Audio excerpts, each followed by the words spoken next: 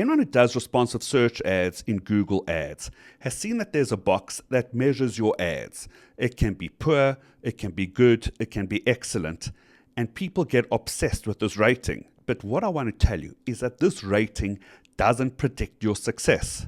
Last week in Search Engine Land, there was a great article by Sophie Logan who delved into the subject in detail. Here's a few takeaways from that article. The first one, as I mentioned to you, and this is the most important, is that score doesn't measure your PPC success, and it definitely doesn't guarantee it. All that score does is that it tells you the likelihood based on Google's best practices of how well your text is set up. Now, in order to get your ad score up, there are a few things that the system tells you to do, and this has led to a lot of misconceptions.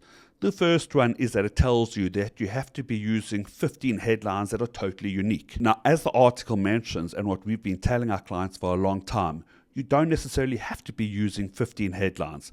Rather, use headlines that are appropriate to your business and that make sense. The second thing that the system tells you is not to pin your headlines, and people mistakenly think that if I pin my headlines, it's going to have an effect to my ads. That's not true. Sometimes you have to pin your headlines. For example, if you want your search term as the first headline, you have to pin it, specifically with different call to actions. Pinning of your headlines is not going to affect your ads. The biggest takeaway is don't get too obsessed with the ad score.